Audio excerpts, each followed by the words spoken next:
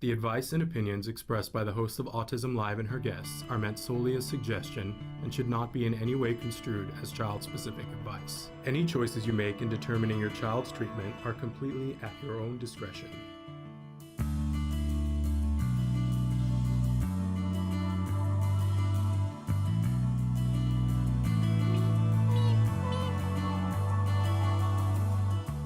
Good morning and welcome to Autism Live. I'm Shannon Penrod. We're coming to you live. I'm very excited, can you tell? Because today is the unofficial launch of something that we love to call the Festival of Toys here. And a little bit later on today, I'm told, fingers crossed, the toy guide is going to go active, and that you will be able to see this year's toy winners. Today, we're going to preview some of them and talk a little bit about the toy guide, in addition to doing a bunch of other things. I have toys behind me and I have toys on the desk. And you know, I'm happiest when there are toys on the desk. You know what I'm saying here. So anyway, thrilled that you guys are here. Let's take care of a little bit of business. First of all, we're live right now on YouTube, on Twitter, and on Facebook, and we hope that. And I've got glitter on me. Can you tell? It's a problem, not a choice, but a good one. If you got to have a problem, having glitter about you is a good one. So we're live in a bunch of different places right now, in addition to the ones that I just mentioned. But we love when you guys interact with us. And let's just be honest, it's a little bit easier. Like I'm saying good morning to Michelle Manley, who's watching us on Facebook. And it's just easier to interact on those platforms. On Facebook, YouTube, and Twitter, if you write in on those platforms, it shows up right here. Good morning to Helen. I'm so glad to see you here this morning. Happy week of Thanksgiving for those of you who are here in the US, and for those of you elsewhere around the world. We hope that you put up with our strange American traditions, and which are not all about turkey. I know everybody says it's about turkey. It's not about turkey. It's about gratitude. So we're going to share some gratitude today. And I'm grateful for some really amazing toys. So we hope that you'll write into us in whatever way makes sense to you. We want to know your thoughts, your feelings, your questions, your concerns. If you got a gripe, man, share it. This is a safe space, no judgments, right? And by the way, this show is meant for the entire autism community. That means individuals, of course, on the spectrum themselves, but we also include in that community everyone who loves those individuals, right? Because that only makes sense. There are a bunch of us. Eventually, we want that to be the entire world, because it should be. I don't accept right now that it isn't, but unfortunately, the reality is that there are people that don't understand and don't know and don't appreciate. So we're working towards that, right? But in the meantime, if you're on the spectrum, or you're part of that larger group that loves people on the spectrum, then you might have questions, you might have concerns, you might have gripes, and we're here for you. We want to be able to create a home for you to come, where you can bring yourself as you are and be accepted as the individual that you are, with the individual issues that you have. There is no one size fits all, not even a one size fits most, folks, not in this community. So we welcome you, welcome you, welcome you. Now, some things have changed around here a little bit, and we are now part of the Autism Network. And part of what's going to happen, supposedly, fingers crossed, later on today, is the Autism Network is their website is going to go live. Now, that's going to mean a couple of different things. It's going to mean that, as we promised you, we're going to be editing while it's live. So if you see mistakes on it, I want you to be a part of our family and just be honest with us and let us know, because that's normally, it takes months to put up a website. We're trying to do it in real time and include you guys in it. So don't judge us if something isn't working, but please point it out to us, because it's a big website and we can't possibly know in the first week how everything is working. So I want you to push all the buttons and do all that. You will find us at autismnetwork.com. Now, autism-live.com will still work, but you'll be redirected to Autism Network, where you can you'll still be on the Autism Live website, but you'll be on the Autism Network part of the website. It'll look exactly the same right now. But I also want you to know, when you go to autismnetwork.com later on today, there will be some buttons at the top, and one of them will say Toy Guide. And when you go there, we've segmented the Toy Guide out into the different categories so that you can click on the one you want, but we're going to talk about all that in a minute. First, though, let's say that I always like to remind you we have lots of experts that are here on the show with us, and I'm not an expert. Certainly not an expert in autism, although I'm going to cop to being, I'm right on the verge of being an expert on toys. I'm just going to say that. I've never said that before, but an expert on toys for kiddos on the spectrum and adults on the spectrum as well, because I feel like maybe I've done more time in this arena than maybe most people. I'm not going to say that all people, because I'm sure there's somebody who knows more about this than I do. But I do spend some time on this every year, about 6 months, which is a little crazy, but fun crazy. It's a good kind of crazy. So, but I'm not an expert in autism, just not. Sorry. I'm a mom. I'm a former teacher. I'm somebody who's enthusiastic about our folks on the spectrum and their rights and their abilities. I don't believe that we should be concentrating on disability anymore. I like what Howie Mandel says, let's focus on this ability. I think that that's a great way of looking at things. I was raised that way because my mother would never have used the word disability, but my mother was born with a physical challenge, both feet clubfoot. And so every day of her life, every day of my life, we accommodated that. That was just a part of what we did and who we were and how we did things. And I don't know anything different. So that's exactly how I was raised, that, oh, you can do this, I can do this, and we get there together and we find the way that we can get there together and we problem solve. I don't understand people who don't understand that. But I'm working on understanding the perspective of somebody not understanding that, so I can help them to know what I know, which is it's a big, beautiful world with different people, and that we have to meet people and get to know them and what their abilities are, and not focus on what somebody can't do. If I had to do that every morning, get up and focus on what I can't do, the list would be endless. First of all, there's a lot of things that I can't do, but I can't focus on them every day. I'm not interested in doing some of the things that I can't do, right? And if we can all get to this sort of a mindset about meeting people on the spectrum where they are, for who they are, and loving them for who they are, and finding out what they're interested in, what they do, the world will be a better place for all, not just the folks on the spectrum, for all of us. So anyway, that's where I'm coming from. In any case, we like to remind you that I'm not an expert. That's where I was going with that. The other thing that we like to do at the start of the show on Mondays, and by the way, Traven is showing you all the other places that you can watch the show. Don't forget that we are a podcast. This show will podcast later on. It's available wherever you get your podcast. It's a free download. We really love being available. In fact, we're the #1 rated autism podcast. I just can't stand it. The toys are they enthrall me. Does this look super fun and sensory? It is. And wait till you see later on when I reveal to you what is in this gushy, fabulous ball that is filled with, there is glitter in there, but there's something else in there. So you're going to want to stay tuned to when I talk about this. But this is a fabulous sensory fabulousness right here. I just can't stand not touching it. All right. And it comes in many colors. Let's just say that. Too fun. It's a top toy. There we go. Okay. I'll hint that it's from a company called Distroller, and we've had some of their stuff on before. This is really cool this year. All right, can't keep my hands off of it, and it's gushy and it makes a good noise. Can you hear it? I absolutely love it. Okay, so I'm like a kid. I can't stop. But that's the hallmark of a good toy, right? So anyway, we like to start the show on Mondays with something we fondly refer to as the jargon of the day. This is when we take on one word, one phrase, one acronym. We try to figure out what in the hey nani are they talking about.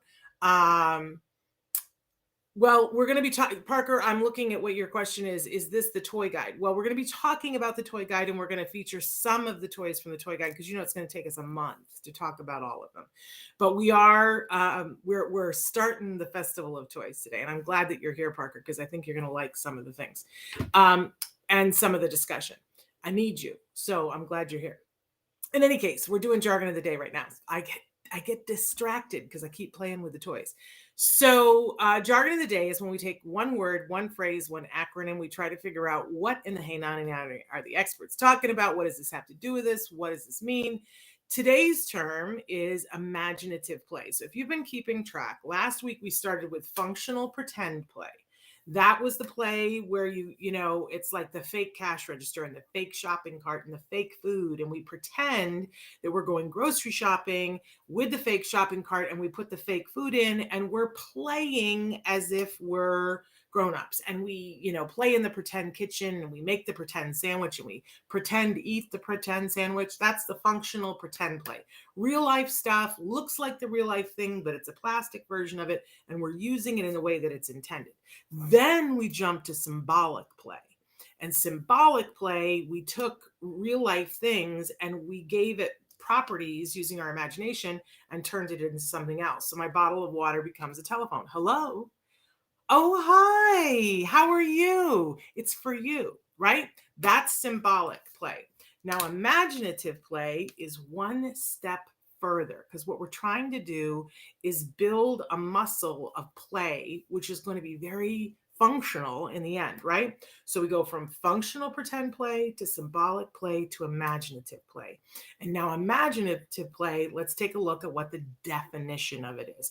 Imaginative play is using imagination to create objects, locations, scenarios, and situations where they do not already exist for the purpose of play. All right. As definitions go, it's not the worst one. There's not a whole lot to be made fun of there. And you sort of can understand it, but you may not know what it looks like. And it's a little dry. It's a little dry. So let's go ahead and look at what our working definition for imaginative play is. It's making it up. And here's the great thing about imaginative play is that it can have elements of functional pretend play. It can have elements of symbolic play.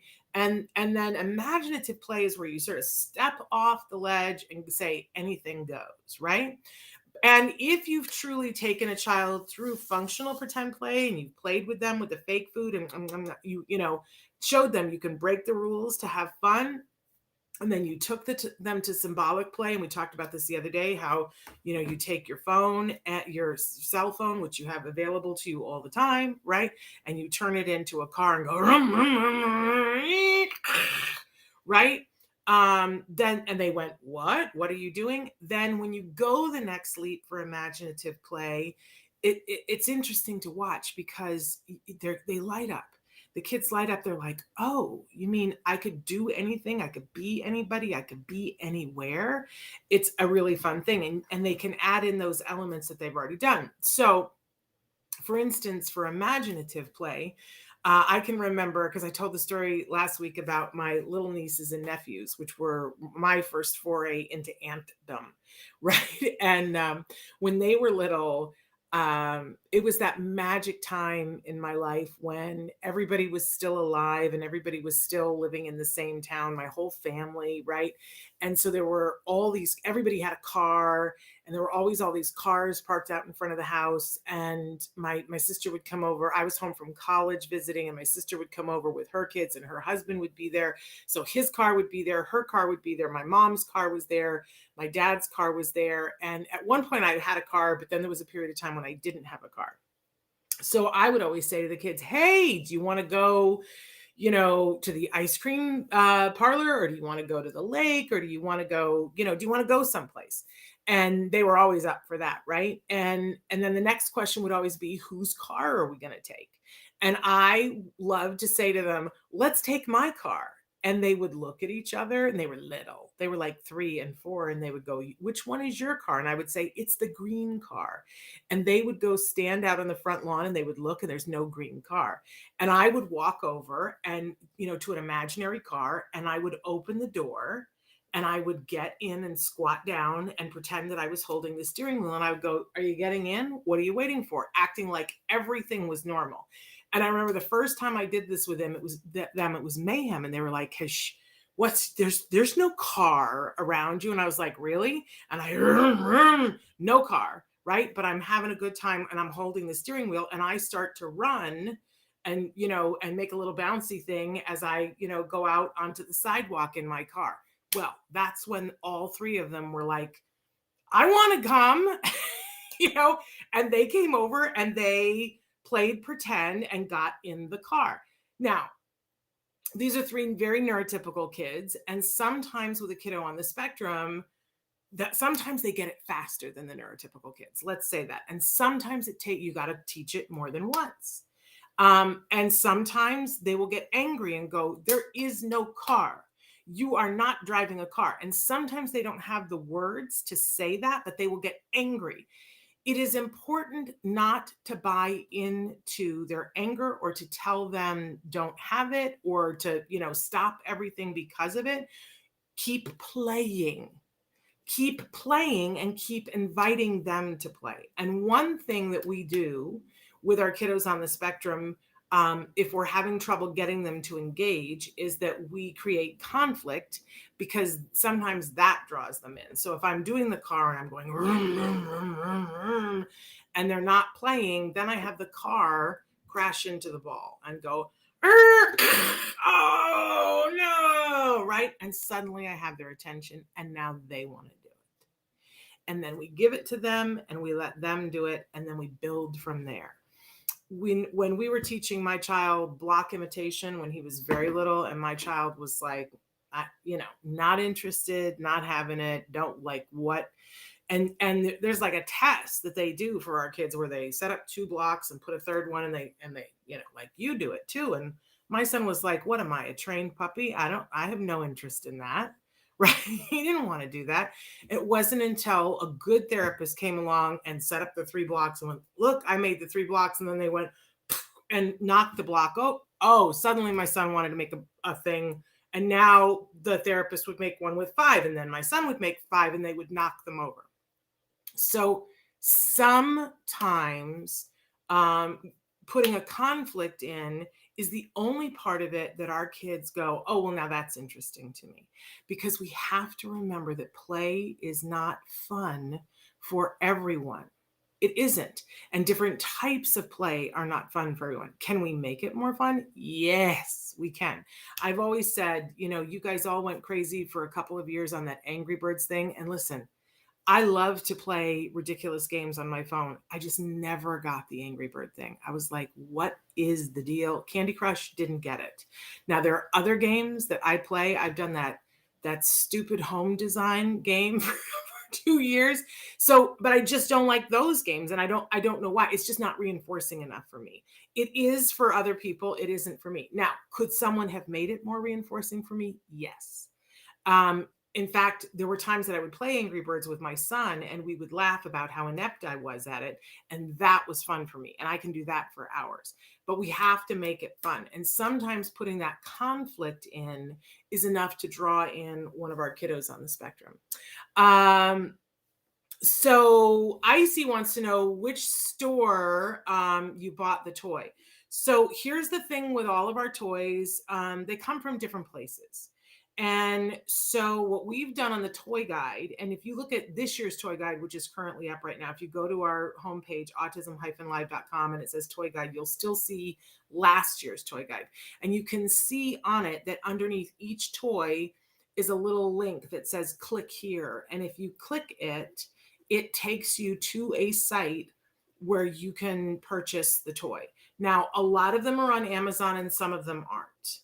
So some of them are on their homepage. So years ago, when we used to do the toy guide, we didn't include that link. And can I be honest, we don't get a thing from that. We are not an affiliate with any of these companies. It's really this is the last year we're going to do that because we don't get, they'll send us a couple of toys to demo and then we give those toys away. This year we're doing it at the Sensitive Santa event at the Ed Asner Center on December 19th. So these toys will be given away, which is great. It's my favorite day of the year.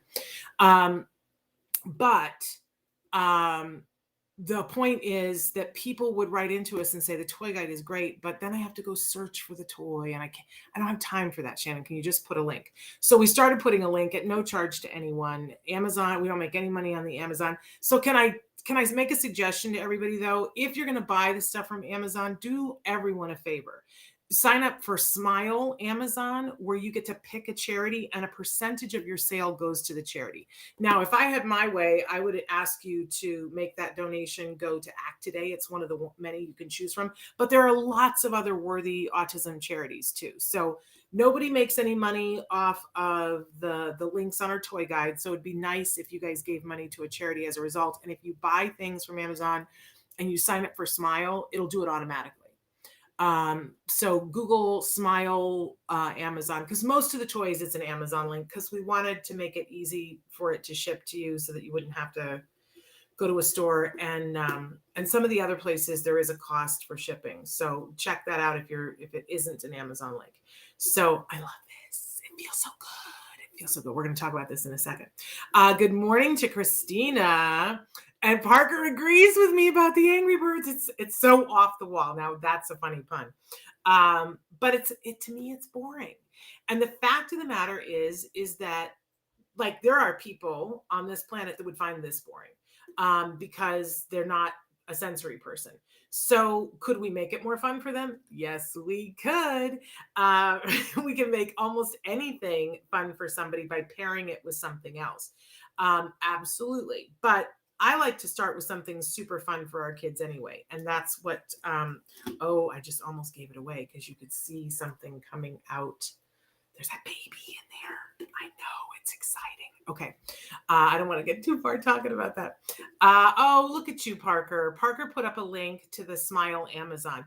And there are tons of charities on there, but I really like and appreciate Autism Care Today. I know where that money goes and I know how it goes, and it's a really good cause. So, but there are plenty of other ones. Let me just be honest about that. Okay. So imaginative play, super duper fabulous. And a lot of times people will make statements that people on the spectrum have no imagination, have no creativity. Oh, pshaw.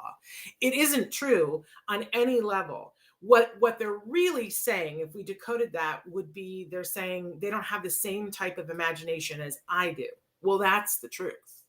And sometimes the person who's saying that has a lack of imagination, right? And other times it's just that they're ignorant. And you know that I like to dispel the ignorance. So, but there are many people who have their heart is hurting out there this holiday season because they feel like their child is not imaginative, not creative. And what I'm telling you is you just haven't tapped into it yet. And there's a way that you can tap into it. People used to look at my kiddo and they would say, are you sure he's on the spectrum because he's so highly creative and he's so imaginative? Yeah. Mm-hmm. You don't know what you're talking about. But because we did these things with him. And I can remember feeling the grief of, oh no, my son doesn't do things in the way that I've dealt with other children before, and I don't know what to do. I don't know how to play with him, and I had to take a little bit more time with that. But learning the difference between the functional pretend and the symbolic and the imaginative helped me to know which thing I needed to do next and where the holes were. But I remember my son had a play fishing set, a magnetic fishing set that he used in speech for the first time. And I was like, speech, what does a magnetic fish set have to do with speech? But she made it the speech rewarding by she would put sounds on the fish and he would catch the fish, and he really wanted to catch the fish, and then they would say the sound and he was willing to do it because he liked the fish set. She did that with all of the toys that they had. So when he aged out of that speech and had to move to another speech and it was different, so we got him a magnetic fish set, right? And he really, really loved it. And he liked to go fishing. But my favorite was a day that we went to Costco. And you know how they have those carts? They have big carts, and then they have the ones that are flatbeds. And nothing would do. He wanted to sit on the flatbed. and he didn't have his fishing pole with him, but he pretended, and he pretended it was a dock and that everything else was water without prompting. And he cast his little fish net, and he pretended the whole time I was shopping, he pretended he was catching fish. And I was like, oh my gosh, it's happening. So it made me really happy. And I knew that we were getting it right when he did that. So really wonderful. Shaliza, I'm so glad that you're here with us to be a part of this conversation. So anyway, imaginative play is going to play into everything that we're going to talk about today. So let's hold on to that. But now we're going to move on to our question of the day. And our question today, I'm going to guess that I know what it is, but it's not the one that I thought it was. What toy would you like for this holiday season? And I'm asking you, not what toy you want for somebody else, but what toy would you like this holiday season? Everybody should have a toy. And toys are different. I mean, phones are toys for people, right? Cars are toys for grown-ups. We have a whole section of the toy guide that is just for caregivers. We have a section that's for adults that are on the spectrum. We have a section for tweens and teens, one for school-age kids, one for preschool, and one for babies and toddlers. So everyone watching should fit into one of those categories, and you might fit into a couple of them, right? So what toy would you like for this holiday season? I did not put the one that I'm asking for on the list because I don't think it's very mainstream. I've asked for a handheld clay extruder. I know you're saying to yourself, well, Shannon, I wanted that too. I don't think so. But I recently have gotten into pottery and have lost my mind. I have one of my little projects right here. It's holding all of my thumb drives. Can you see this bowl that I made? I'm like a little kid. Like this is one of my first creations. So I'm super into throwing things on the pottery wheel. The problem is I'm not good at making handles. So this thing supposedly it looks like a caulk gun, but it makes handles. So that's the toy that I've asked for Christmas, and Santa Claus has been told. Parker says, even though I'm an adult, I still love video games, so a PS5 would be wonder fun. I love that. Parker, what system are you using now, and what's your favorite game? Because we love to talk. Thank you, Helen. Helen says my bowl is pretty. It was an experiment. It was supposed to be a mug. You see how well that went. But like everything else in life, I'm like, well, it was supposed to be a mug, but it told me it didn't want to be a mug. So then it was a bowl, and it's a bowl for my thumb drives, which makes me really happy. But Parker, what are your favorite video games? What games are you into? I'm dying to know. You know, my husband does voiceover for video games. My husband is actually, well, not anymore, but at one point I've dropped one of my thumb drives. He was the voice of Sub-Zero in the Mortal Kombat games for a while. I know. Shaliza says, I'm not on the spectrum, but my 7-year-old son is, and he wants a MacBook Pro laptop. A 7-year-old. And he knew to ask for that. He's a tech wizard since both parents are computer programmers. LOL. Well, that, Shaliza, is more fun than I know what to do with. The fact that he knew to ask for a MacBook Pro laptop at 7, I'm like, shut the front door. That is so amazing. I want to know all the things he can do because he sounds sharper than a tack. This is the kind of toy that I would have asked for at 7. I wouldn't have known what a MacBook Pro was. So I think that is super special and awesome. That is fantastic. But Shaliza, what toy do you want? What's the toy that you're looking for? Because everybody should want or get a toy, and it doesn't have to be something super expensive. You know, I can remember my mother at one point wanted a diamond nail file that was like, it was a rock. It's not really diamond. It's like a rock. And that was something that she really, really wanted. Shaliza says he's incredible and a little genius. LOL. I'll bet he is. He sounds fantastic. I can't wait to see how he changes the world. Parker says, I'm playing the Switch now, doing a Civilization 6 right now. I have played Skyrim in the past, and I played Mortal Kombat in the past. I'm a sports gamer as well. Well, see, you have that in common with Traven. You and Traven can talk sports. I don't know the sports things, but Traven does. Playing a sim of LAFC in a soccer game. Oh, that's super cool. And Shaliza says, just for my son to be happy and healthy. That's all I want. And Shaliza, I love that answer. And if you had asked me when my son was 7, I would have said the same thing. But I'm also going to tell you that part of your 7-year-old's development is understanding things that you want. So it's going to become important for you to find something other than your son to be happy to want. Because someday he's going to be 18 years old and he's going to have friends and maybe a significant other, and he has to think in terms of getting them a gift, and he's going to start practicing that with mom. So it's really important that around this time of year, if you love somebody on the spectrum, if you love anyone and who's planning on getting you a gift, you need to start dropping heavy hints and go, oh, I love that. That's something that I love. And if you have anybody who's working with your child, and whether it's a speech therapist or an occupational therapist, or you have ABA people that are working with your kiddo, hopefully they're working on desires and preferences, understanding their own and understanding other people's, because this is the groundwork to perspective taking. This is another part of gift giving. It's super important to, at some point during the holiday season, to say to your kiddos, teens, and adults on the spectrum, what are you going to get for fill in the blank? What are you going to get for mom? And then when they say, I don't know, and we hear from a lot of adults on the spectrum that this is a hard time of year because they don't know what to get other people. So we play the perspective taking game. Well, what do you think they like? And why do you think they do this? We can do this with kiddos as young as 3, and they don't have to be verbal to do this. We can say, what does, and pick somebody that they're around a lot so that they would know a little bit. Again, I'm going to refer to my son. We taught this, and it took a couple of holiday seasons to get it.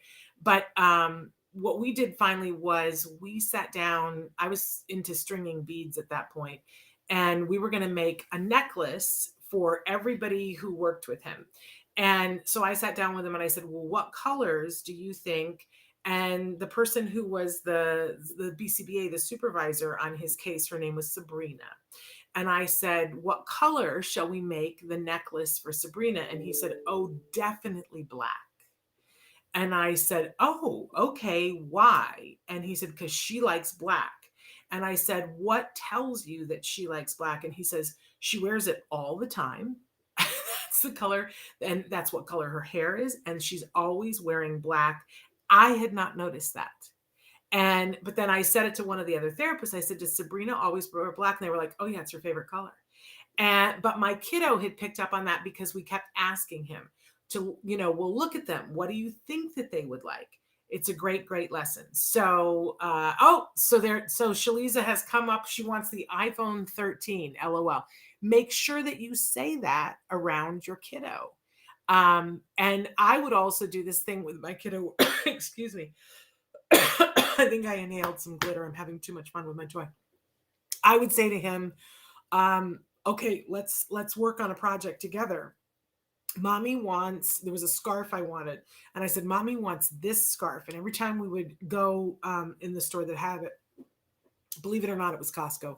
Because sometimes they have those displays at the front of the store. And there were these gorgeous scarves.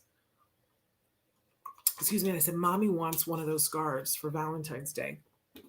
And he was like, okay. And then I said, no, you have to tell daddy and make it, so that it's a surprise.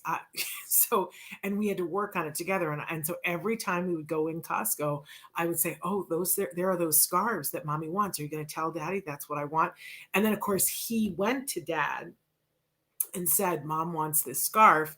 And made it like it was his project and that he didn't tell dad that I told him to say that. And then when I got the scarf, I acted all surprised and fabulous, and he was winking at me and everything. It's a really good thing, a way to work on secret telling and who knows what, so that they inhibit saying things with our kids.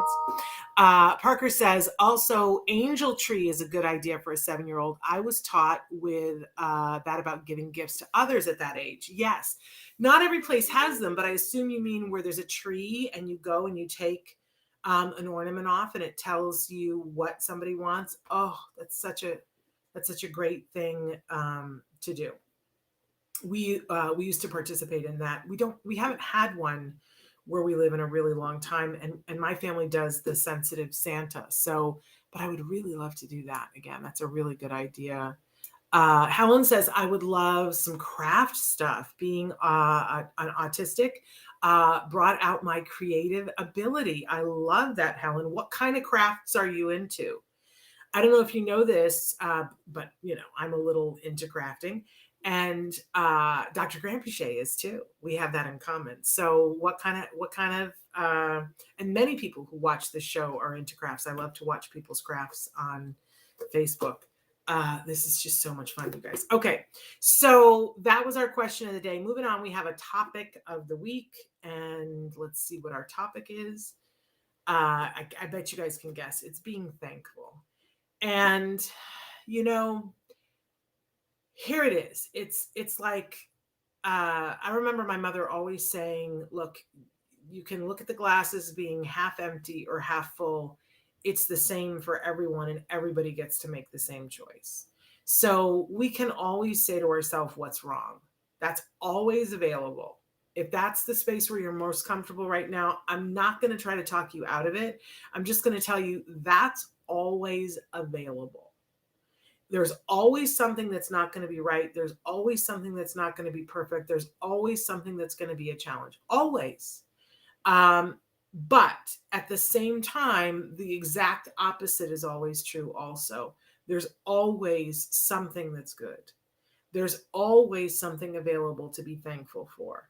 And if you doubt that, all you have to do is think, I'm grateful that I can breathe, because, I'm sure in your life, you've had something happen out of nowhere where you go, oh my gosh, I didn't even know that was a possibility. And all of a sudden you go, oh, I've taken it for granted that I can walk. You hurt your back and you go, oh man, how many days did I walk around happy and joyous and able to move and didn't realize that I should be grateful for that, right? Or you lose a loved one and you think, oh, how many days did I get up and not think how great it is to have them here with me, right? So this week, doesn't matter what country you're in, you don't have to participate with turkey, but I'm going to ask everybody to think of at least a couple of things that you have to be grateful for. And if it is as simple as I am able to breathe, that's a good one, because there's a lot of people who are struggling to take a breath for various and sundry reasons. I'm not just talking about COVID, but being able to breathe and take a free and easy breath is a brilliant thing. Being able to think for yourself is an amazing thing. Being able to put your feet on the floor and stand up is an amazing thing. Being above ground is an amazing thing. If you're here, it tells me that you have a computer or a phone. Be grateful. Not everyone does. If you were able to go to the faucet today and turn on water and not have to boil it, be grateful, right? We all need to be grateful. Now, if you're already in the space of gratitude, then it's super fun to expand it and think of all the things that you can be grateful for. I love my dear friend Nancy Alspaugh Jackson says that worry is the opposite of prayer, and that gratitude is the cure for everything. So I also love, because sometimes it's hard for me to remember to breathe, right? That stress can take you over, but you have hopefully five fingers on your hand. You can do this without your fingers, but if you just, count and do 5 inhales and 5 exhales. And on the inhale, you take in the air, and on the exhale, you think about something that you're grateful for 5 times every day. I guarantee you that if you do that little exercise, and then you can speak it out loud or think it to yourself, something that you're grateful for. And then you do the next one. And so that you do it a total of 5 times on your fingers, I guarantee you whatever was going on before is a little bit better, if not a lot better. Because you can't be, it's the thing that we learn in ABA that, that if you, if somebody's engaged in a challenging behavior, let's say that they want to lick their fingers, right? If you give them something else to do and you put a ball in their hands, it's very hard to hold the ball and lick your fingers at the same time. And if holding the ball is reinforcing enough, then the licking the fingers will go by the wayside, right? It's very hard to be negative and depressed and be thankful at the same time. It's not impossible, but it's very hard. So we encourage you guys, find something to be thankful for because it's there, it's available. Parker says, I'm thankful for my family and for my friend who checks on me and the lifeguards at the pool. I swim 3 or 4 times a week, usually at this hour. I want to be you when I grow up, Parker. Swimming is a very soothing activity for me. I love it and I miss it. I'm not a good swimmer, but I love being in the water. And where we currently live, all throughout COVID, no pool. And I miss it. I miss it terribly. So I'm thrilled for you that you get to swim 3 or 4 times a week and that's a good thing for you. Part of what a lot of people love about swimming is it's a release, right? But it's also pressure. And I know for me, that's a super good thing. Being in the water, just lowers my blood pressure, lowers my temperature. It's a really good thing. I want to have access to a pool soon. Because that part of COVID, we've had to compensate with other things. Yeah. Okay. So let's talk about the toy guide. Because I'm a little itty bitty obsessed. So I mentioned that the toy guide, we hope it's going live later on today. So it's the Autism Live 2021 Toy and Gift Guide. And we're really excited to bring you, I think it's 96 different toys. Icy says, I'm thankful that I am surrounded with positive people. And I'm so thrilled that you're positive, Icy, and that you're here with us. Thank you. So 96 different toys. What there are a total of 6 different categories. I mentioned them before. We aged them. Here's the thing. We needed to have some way to sort of configure things. You don't have to listen to the age thing. If there's a toy that is right for your child and your child is 7 and it's an adult toy, it's okay. Because a lot of the toys could work. In fact, there's a toy in the caregivers. It's really a toy for the kids, but I think caregivers will appreciate it because, like somebody said earlier, who was it that said, Shaliza, we want what our kids that will make them happy. And so I included it in the toy guide under caregivers because I know it'll make our caregivers happy because it'll help our kids to talk. So really, you don't have to pay any attention to the age norm, but if you're looking for a gift for someone and you know that you're looking for a baby toy, start there. But look at everything, right? You will have to click on the different pages to get to the different pages, but they're all worthwhile looking at. Then within each category, we have 16 different award winners. Carla, hello. I'm so glad that you're here. So let's talk about what the categories are and sort of the thinking behind them. And then I'm going to show you a couple of toys. So the first category is something that's just purely educational. And for educational, I want it to be like crazy fun. I want it to have an element where something is being taught, but I want it to make learning fun. For me, that's the criteria for that toy. It doesn't have to teach everything under the sun, but I want it to make learning fun and adaptable. Then we have a toy that's sensory. And some toys, by the way, could fit in every single category, right?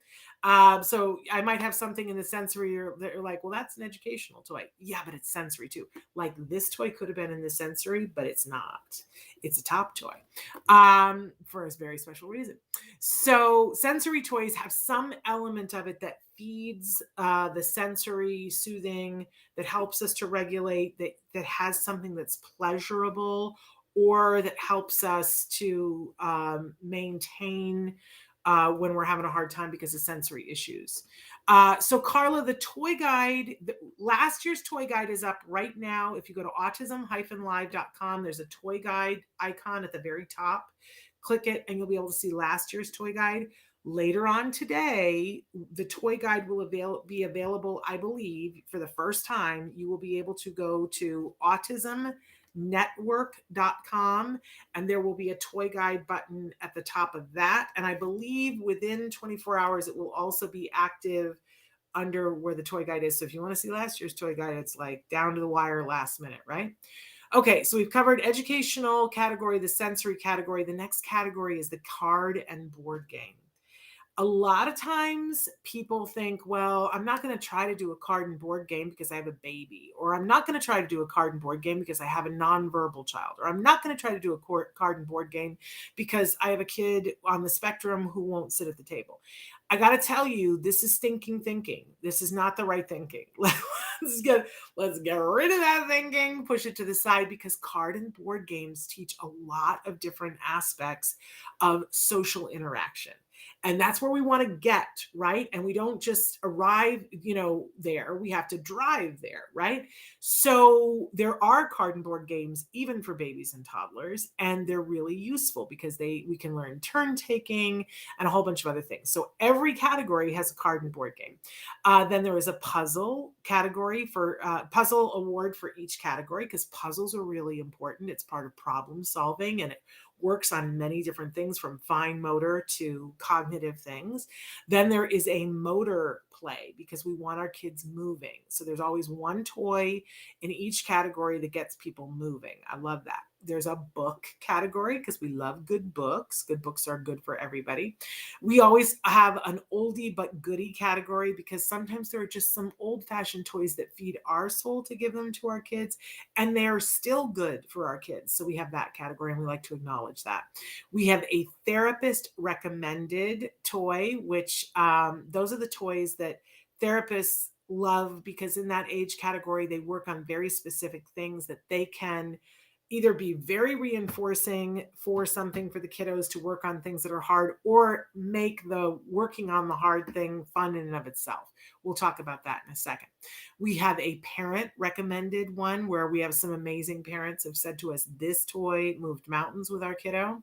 We have a top toy category, which is a toy that I go, okay, you know what? This toy hits it all. And it is something that the kids will go gazanga about. And often it's a toy that is fairly mainstream, that neurotypical kids will love it too. And so it's educational. It has sensory components to it. It has other components to it. And it's a toy that the kids will really like, and that when they have friends and peers, that the friends and peers will be like, I like that toy too. I wanted that toy. So a lot of times that's the top toy, right?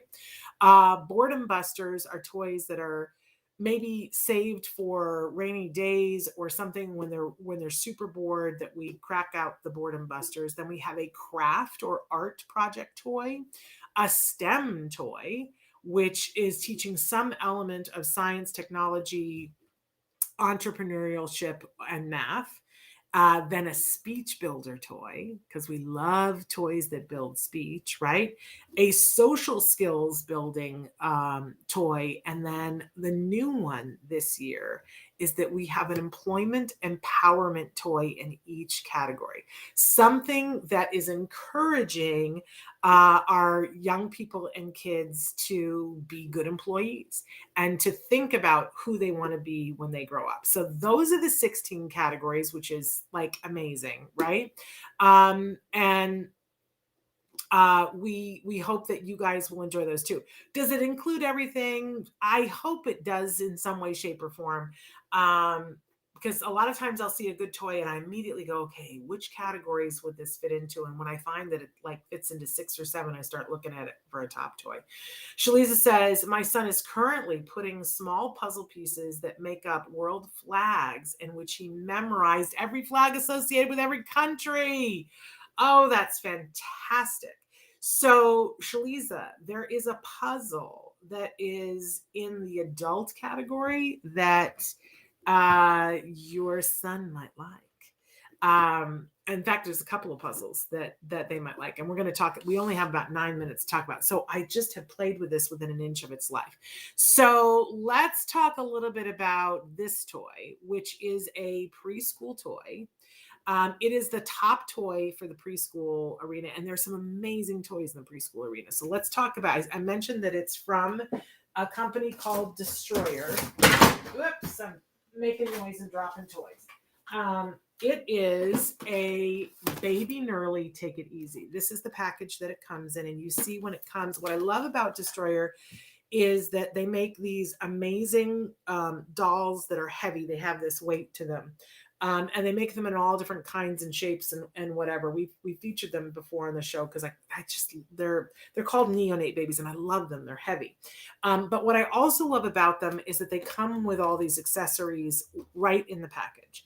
All of them, and activities to do. And I always say, don't just rip apart the packaging because they have all these activities and stories. And in the packaging, for instance, for this one, and this is called the Baby Take It Easy, it comes with a little diaper, and it comes with, they all come with pacifiers, these cute little pacifiers that you can stick. The Baby Take It Easy comes with a sponge, which is going to be evident in a second why. But they also come with this little package here. And in the package, it has their birth certificate. So do you remember when the Cabbage Patches, it was this whole, the mythology of and they, it came with the adoption papers. It's kind of like that, but a more updated version of it, right? So it's got the birth certificate, and you and the child can help fill this out. But what I also appreciate about this is that it's got a sticker in here too. It's got all these really wonderful things. This is the baby's vaccination records. Now, I don't know how you feel about this. And, if you don't want to play with this part of it, you certainly don't have to play with this part of it. But if you are someone who is planning on getting your child or children vaccinated and you want to help normalize it, this becomes a tool where we talk about, and just like the nurse, you play through and there's a vaccination schedule in here, and the baby's height and weight chart, all the things that they do with babies. Okay. But then there's this other wonderful, it tells you the story of the baby neonates. And there's their clinic card, right? But there's a whole mythology of the neonates, that they are aliens that have come to this earth. You can go into this with your child or not. But then there's a whole story on their website about why these Take It Easy babies. So they come inside these orbs, and they have like, this one is like a strawberry smell to it. They all have a smell, and there is a baby in there, and there is a plug, and it's got air in there and a bunch of star-shaped glitter. So the one thing I will tell you is that when you eventually open this up, you're going to want to be careful where you do it, because I'm covered in glitter. I would probably do it outside. And I've taken one out, and before your baby comes out, there's a whole set of activities that you sit and do with the child. And we say, this is a baby, and the baby is going to come out, and we're going to take care of the baby. But before we do that, we're going to do some breathing exercises. And so we sit and we take it easy. That's why it's called the Nerlie Take It Easy baby. So we do the breathing exercises that are listed in the thing and on the box, and we have to get ready, because we don't just rip the baby open. It's not like the surprise balls where they unfurl them and drop the baby on its head, right? There's a whole process, because they're going to be responsible for the baby.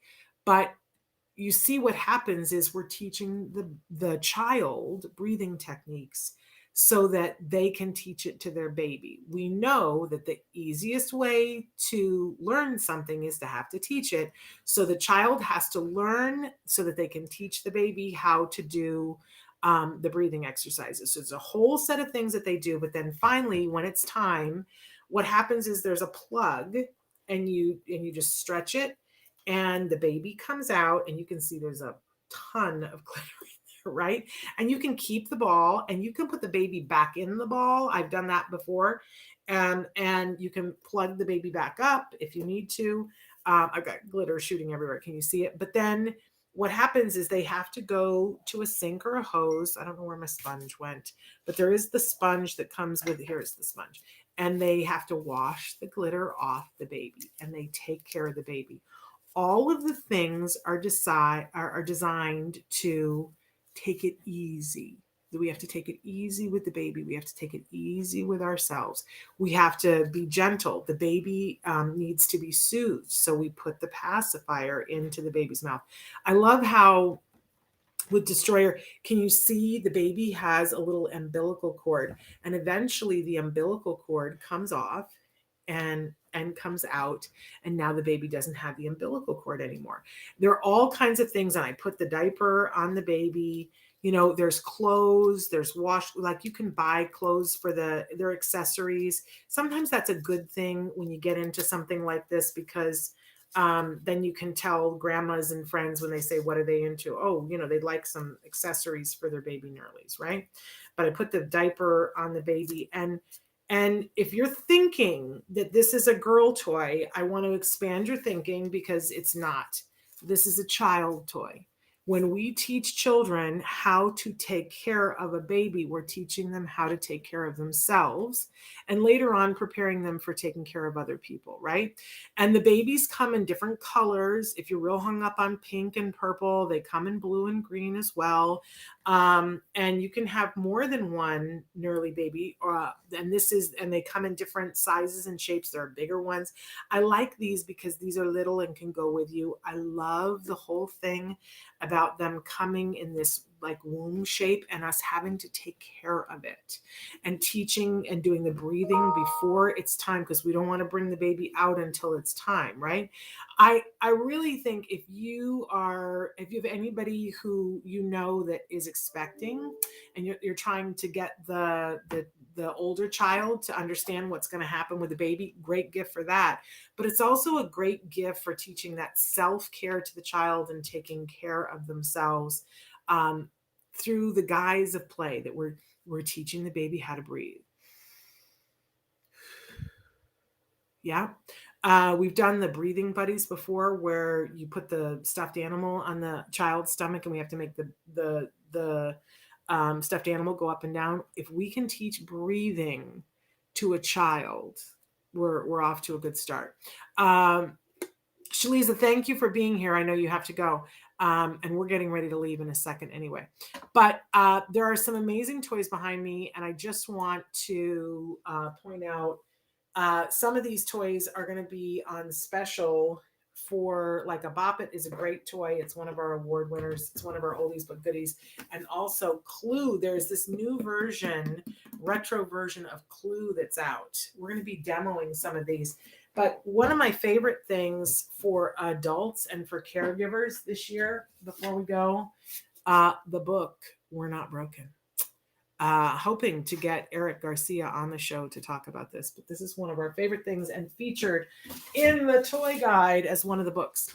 So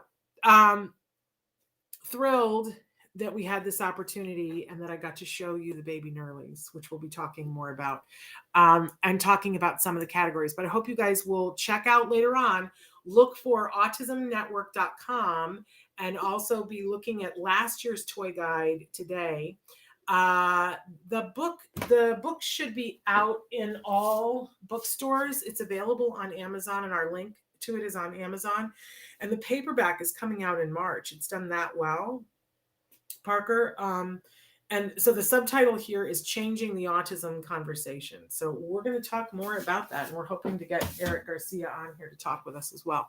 So you guys, I think this is our last live show before Thanksgiving. We are going to be playing some oldies but goodies But I just want to say to all of you that we are back a week from today, and we're going to hit it hard with toys and guests till the end of the year. And we're going to have a whole lot of fun because in the new year, we are starting a new podcast called Stories from the Spectrum that's going to be all done by individuals who are on the spectrum.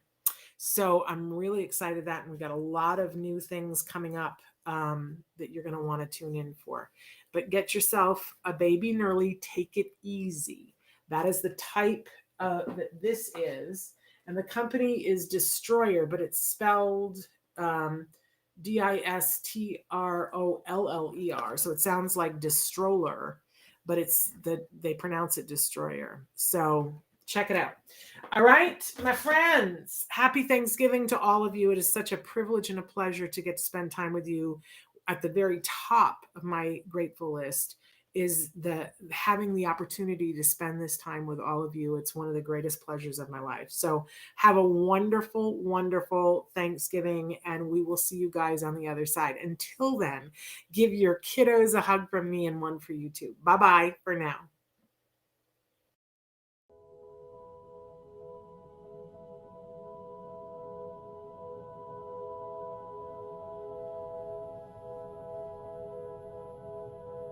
If you found anything helpful in this video, please give us a like. In fact, make sure that you smash that subscribe button on YouTube and give us a like on Facebook. You can also follow us on Twitter and on Instagram for important updates. And please download our free podcast wherever you get your podcasts. Thank you so much. See you next time.